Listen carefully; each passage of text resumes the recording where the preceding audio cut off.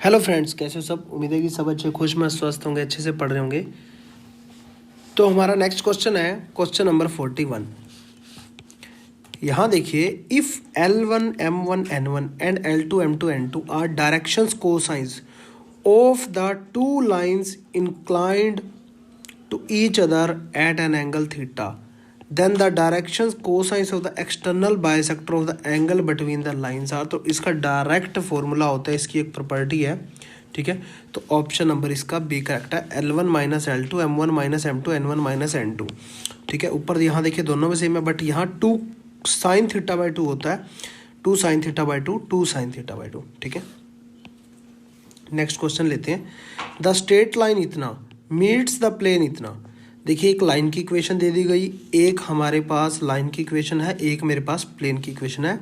At the point P the position vector of P is. P के position vector हमें find out करने हैं। तो ये भी एक प्रॉपर्टी है, काफ़ी सारी प्रॉपर्टीज हमने वेक्टर के अंदर की थी, वेक्टर और 3D को मिला करके भी की थी, ठीक है। तो उसके अंदर जो पोजीशन वेक्टर हमने निकालना है, पोजीशन वेक्टर ऑफ पी की डायरेक्ट मेरा क्या होता है, A vector minus A vector into N vector upon में B vector into N vector, ठीक है, इंटू में बी वेक्टर। तो ये मेरा होता है। तो ऑप्शन नंबर अगर मैं देखूं तो डायरेक्ट मेरा डी करेक्ट हो गया। कई बार कुछ प्रॉपर्टीज भी डायरेक्ट पूछ लेता है। The equation of the plane passing through the point इतना and parallel to x axis. देखिए, पैरेलल टू एक्स एक्सिस है, तो मैंने आपको बताया था प्लेन की इक्वेशन हो चाहे स्ट्रेट लाइन की इक्वेशन हो, पैरेलल जिसके होगा वो उस इक्वेशन के अंदर वो मौजूद नहीं होगा, वो वेरिएबल मौजूद नहीं होगा। तो सिंपल सी बात है, पैरेलल किसके, एक्स एक्सिस के, तो एक्स नहीं आएगा। तो फर्स्ट ऑप्शन में एक्स आ गया, सेकंड ऑप्शन में भी एक्स आ गया, थर्ड ऑप्शन और फोर्थ ऑप्शन में एक्स नहीं है। तो इन दोनों में से कोई मेरा आंसर बनने वाला है, ठीक है ना। अब जो वो क्या कह रहा था, equation of the passing through the point, इस पॉइंटों से वो इक्वेशन पास हो रही है, इसका मतलब ये पॉइंटों को सेटिस्फाई करेगी। तो इसमें मैं पुट करता हूँ 2, 3 और 1 पुट करके देखते हैं हम। तो y की जगह 3 आ गया, प्लस z की जगह 1 आया, तो 4 आ गया, -7। तो ये तो सेटिस्फाई कर रहा है। अब दूसरा पॉइंट इसमें पुट करके देखते हैं, ये वाला 2, 3 और 1 पुट करके देखते हैं। y मेरा 3 है, z मेरा 1 है, -2 है, ये भी 0 आ रहा है। इसका मतलब इसके अंदर अब दूसरे पॉइंट में पुट करके देखता हूँ जो मेरे पासिंग थ्रू थे, -4, 5 और 3, ठीक है। -4 और y इज इक्वल टू क्या है, 5, क्योंकि इस इक्वेशन के अंदर पुट करना है, प्लस 4 टाइम z, 4 या 12 हो गया, -7। कभी भी 0 नहीं आएगा, इसका मतलब सी ऑप्शन तो इनकरेक्ट हो गया। डी में पुट करोगे, वैसे तो सिलेक्ट हो गया, डी में पुट करके देख लो, -4, 5 और 3, ठीक है ना। तो पुट करोगे तो यहाँ पे y है तो 5 आ जाएगा, -z -3, ये 0 के इक्वल आ रहा है, सेटिस्फाई कर रहा है। तो ऑप्शन नंबर डी करेक्ट है। The length of the perpendicular from the point इतना टू द लाइन इतना। वही बात आ गई कि एक लाइन दी गई है, पहले प्लेन था अब लाइन है, तो जो है ना लाइन की कुछ पॉइंट दिए गए हैं 1, 2, 3, और ये लाइन की इक्वेशन है, इससे हमें परपेंडिकुलर डिस्टेंस फाइंड आउट करना है, ठीक है ना। तो यहाँ पे हम कैसे किया करते थे, इस लाइन के जैसे मैंने ए मान लिया, बी मान लिया, सी मान लिया, डी मान लिया, ठीक है ना। तो इस क्वेश्चन के अंदर हमने किया था ए बी और सी डी लेकर के, कैसे किया था, इस लाइन की जो वो थी, हमने क्या बना लिए थे, इसके बी के कोऑर्डिनेट्स के पॉइंट निकाल लिए थे। ए बी का हमने डायरेक्शन रेशो निकाला, सी डी का डायरेक्शन रेशो हमें दिया हुआ है 2, 3, 4 नीचे दिया होता है ABC, उन दोनों की आपस में डॉट प्रोडक्ट 0 कर दी, तो मेरे पास वैल्यू आ गई थी। जो भी लेमडा की वैल्यू आएगी इसमें पुट करेंगे, बी के पॉइंट आ जाएंगे, दोनों के आपस में डिस्टेंस हम फाइंड आउट कर सकते हैं। तो यहाँ पे बी के कोऑर्डिनेट अगर मैं देखूँ तो डायरेक्ट ए बी के मैं डायरेक्शंस रेशोज ही निकाल लेता हूँ, directions ratios of A B, आपको समझ में आ जाएंगे।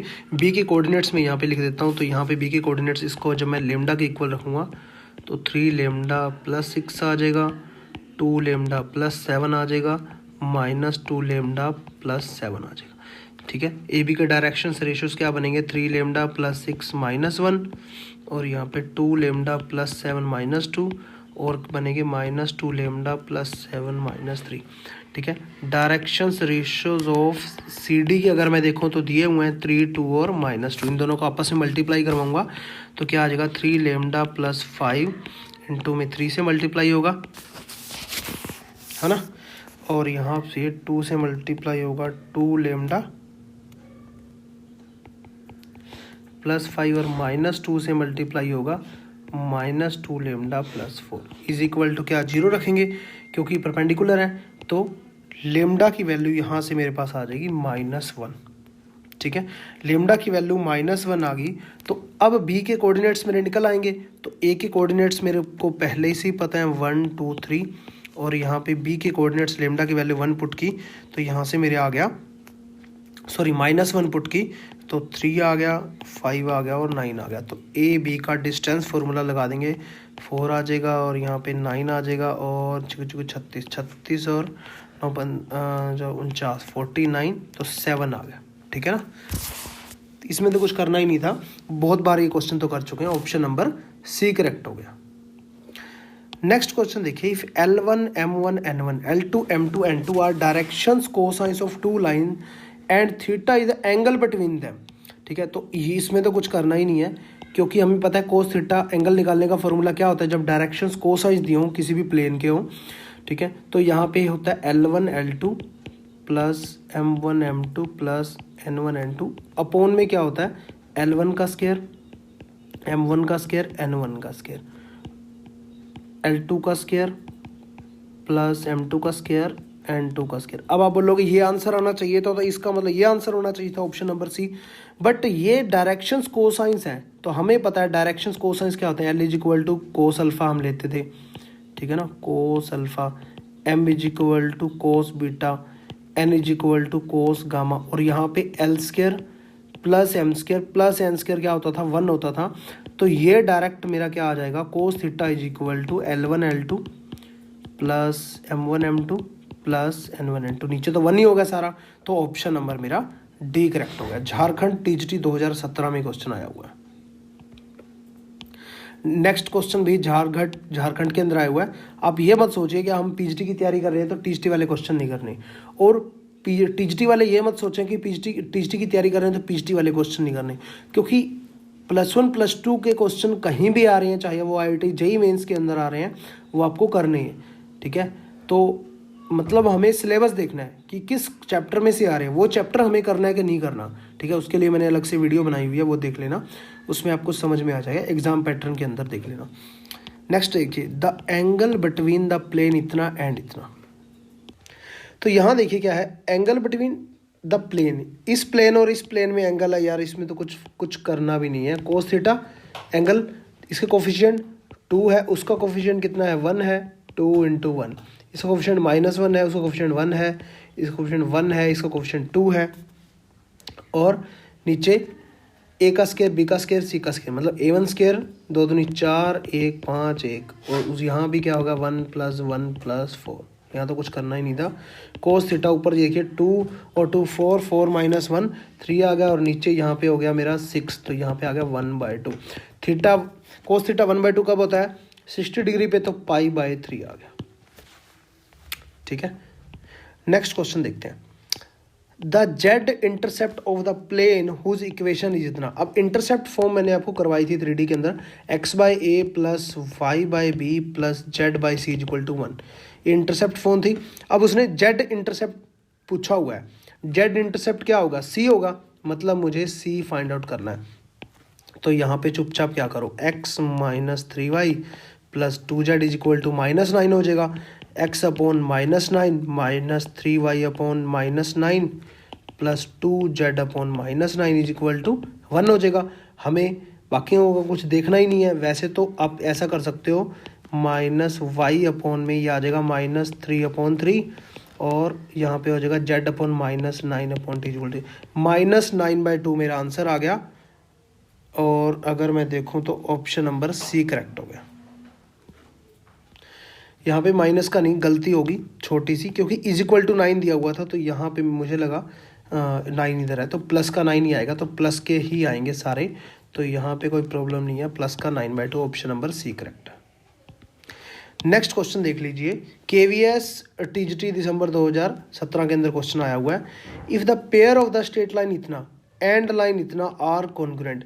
KVS में पहले क्वेश्चन ट्रेंड ग्रेजुएट टीचर में भी मैथमेटिक्स आया करते थे, बीच में आने बंद हो गए थे और अब उम्मीद है कि नेक्स्ट टाइम से आने लग जाएंगे, ठीक है ना, काफ़ी लोगों को कन्फ्यूजन होगा। पेयर ऑफ स्ट्रेट लाइन इतना एंड लाइन इतना आर कॉन्ग्रुएंट। अगर ये दो लाइनें कॉन्ग्रुएंट है तो सबसे पहले यहाँ देखिए X Y minus X minus Y plus 1 equal to 0।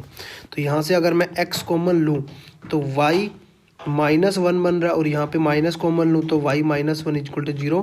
तो x -1 आ गया और y -1 इक्वल टू 0। x की वैल्यू 1 और y की वैल्यू भी 1। अगर कॉन्ग्रुएंट लाइनें हैं दोनों तो x और y की वैल्यू इसमें सेटिस्फाई करेगी। a into 1 plus 2 into 1 minus 3 equal to 0। तो a की वैल्यू यहाँ से आ गई 1, a की वैल्यू 1 आ गई। ऑप्शन नंबर डी करेक्ट है। नेक्स्ट क्वेश्चन देखिए, the foot of perpendicular from इतना टू द लाइन इतना। बात वही है कि यहाँ पे लाइन है, ये फुट ऑफ परपेंडिकुलर है, लाइन फिर से 2 0 2 3 है, वही लाइन की इक्वेशन। और यहाँ पे a है, b है, c है, d है, जैसे हमने इस क्वेश्चन के अंदर किया। मैं आपको दिखाता हूँ, इस क्वेश्चन के अंदर किया ना, सेम वैसा ही करना है, a b c d और इसके कोऑर्डिनेट्स ले लेंगे, आपस में डायरेक्शन से रेशियोज, इनटू में सी डी के direction ratios co dot product से 0 दिखा देंगे, है ना।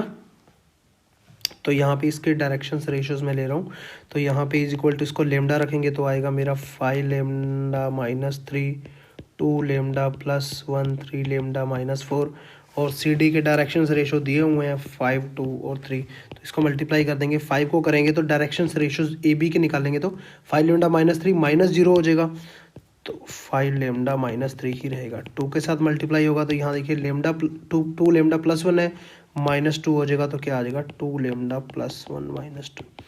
ऐसे ही 3 के साथ मतलब 3 lambda minus 4 minus 3 equal to 0, ठीक है। तो यहाँ से लेमडा की मेरी एक वैल्यू आ जाएगी, लेमडा की वैल्यू आएगी 1। तो बी में पुट करेंगे तो यहाँ से ए पॉइंट, यहाँ पे अगर मैं देखूँ तो ए मेरा है 0 2 3 और बी पॉइंट मेरा 1 पुट करेंगे तो यहाँ पे आ जाएगा 2 3 और -1। तो यहाँ पे मुझे क्या निकालना है, कोऑर्डिनेट्स ही निकालने थे, तो बी के मेरे कोऑर्डिनेट्स आ चुके हैं। ऑप्शन नंबर सी करेक्ट है। नेक्स्ट क्वेश्चन देखिए, the foot of perpendicular alpha beta gamma on the Y axis क्या आएगा, ठीक है। तो फुट ऑफ परपेंडिकुलर क्या बोला हुआ है, foot of perpendicular from alpha beta gamma से वाई एक्सिस के ऊपर, ठीक है। तो एक्सिस हम कैसे बनाते हैं, जैसे कि मैंने ये बना दिया X axis, Y axis, Z axis, ठीक है। थोड़ा सा सही ले लेते हैं, जेड एक्सिस। अब ये क्या कह रहा है, on Y axis, foot of perpendicular on Y axis. तो वाई एक्सिस पे जब आएगा तो वाई एक्सिस पे वाई की टर्म अल्फा क्या होगा 0 होगा और बीटा बीटा ही होगा और गामा क्या होगा 0 होगा, क्योंकि वाई एक्सिस पे आ गया ना, वाई पे वाई का तो कुछ ना कुछ वैल्यू होगी बट अल्फा और गामा की 0 होगी। तो डायरेक्ट यहाँ से क्या आ गया 0 बीटा और 0। समझ के कोई प्रॉब्लम ही नहीं है, ऑप्शन नंबर बी करेक्ट हो गया, ठीक है। तो यहाँ पे देखिए हमने क्वेश्चन कर लिए हैं, ठीक है 50। तो नेक्स्ट जो क्वेश्चन होंगे वो नेक्स्ट लेक्चर के अंदर कवर करेंगे। तब तक के लिए जय हिंद, जय भारत, थैंक यू, थैंक्स।